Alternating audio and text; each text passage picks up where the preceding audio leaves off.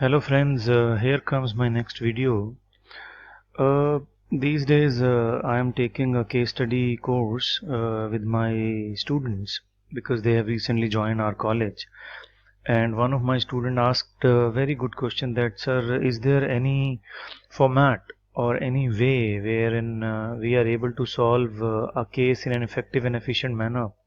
So I said yes, there is a format available. Why? Because whenever you study a particular case study, depending upon the type of case study, whether it is a small caselet or a short case study of 4 pages or a long case study of more than 10 pages, because usually in longer case studies the formats are applicable. So whenever you go through a particular case study, I recommended my students to organize the data as per this particular slides.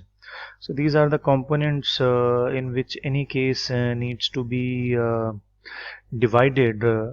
And whenever a student reads a particular case, they should read it 2 or 3 times, and then they should divide the data in these sections. So first of all, whenever they study a particular case study, they should definitely read the questions of the cases, so that while going along with the reading of a case, these questions would definitely hit in their mind, and accordingly they'll get the solution at the same time while reading the case. And then they should definitely discuss these questions with their peers or colleagues for the better understanding or clarity of the issues involved in the case. Thirdly, if for example, if it is a case more than 10 pages, let's imagine this particular situation. So in each and every page you'll find there are multiple participants or characters involved in the case study. So there should be a slide for these characters with their designations and the kind of decisions they have taken.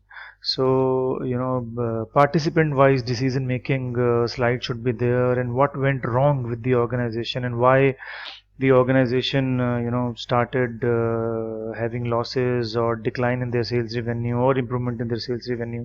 So what happened right and what went wrong, the data needs to be segregated, and then a broader theme of the case needs to be understood, whether this is a corporate level case or a strategic business unit level case, or a department level case, or what is the broader base of this particular case is all about. And then the concepts needs to be connected while reading this particular case. Believe me, each and every line is an example of a particular concept that you study in different disciplines or subjects of management. So with one page you'll be able to connect more than 40 concepts from different disciplines of management. So this is very, very important for a student to learn these concepts while reading of the cases. Then these cases becomes the example of these multiple concepts, such as marketing mix, such as marketing myopia, or the product mix, or the length, width, depth of the organization, or the line extension, brand extension, multi-branding, new branding, product launch. There are n number of concepts that can be connected with the help of reading this particular case. And then one slide has to be there for the goals or objectives of the organizations, and why the organization could not achieve those objectives, or why they could achieve those objectives needs to be understood. And then there needs to be another slide for what are the now problems the companies or the organizations are facing.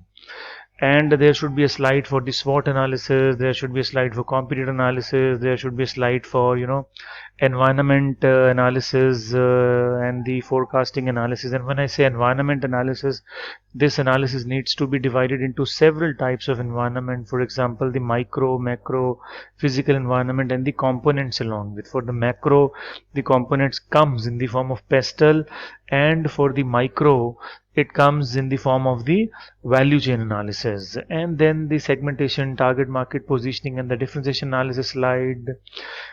Product life cycle stage related slide, whether the product is at the introduction stage, growth stage, maturity stage, or the decline stage, and the kind of strategies companies has adopted, and whether they have been able to achieve enough growth or not. And then what are the product, price, place, promotion related decisions, people, process, physical evidence related decisions the company has taken, and is there any kind of modification required in those decisions or not. Likewise, you need to segregate the entire content and present a proposal. And then, is there any revised allocation of resources required in terms of the organization structure or the hierarchy, or the kind of resources that they are trying to utilize, and what kind of implementation they have done, and according to the students or the peers or the discussions happening in the group, what kind of implementation is recommended, what kind of control related strategies the organization has adopted or not, and what they should have adopted. These kind of decisions are very, very important. And at the end, there has to be a slide for the recommendation given by the students for the future of the organization, so that the organization grows with the rapid growth rate as per the prevailing industry scenario. So that is how a student can solve a particular case. With this, I'd like to end this particular video, and I request you to kindly subscribe to my YouTube channel to get the management domain, sales domain, or marketing related videos in your YouTube inbox. So the subscription and pressing of bell icon is very, very important, and this is really a good motivator for us. Thank you very, very much.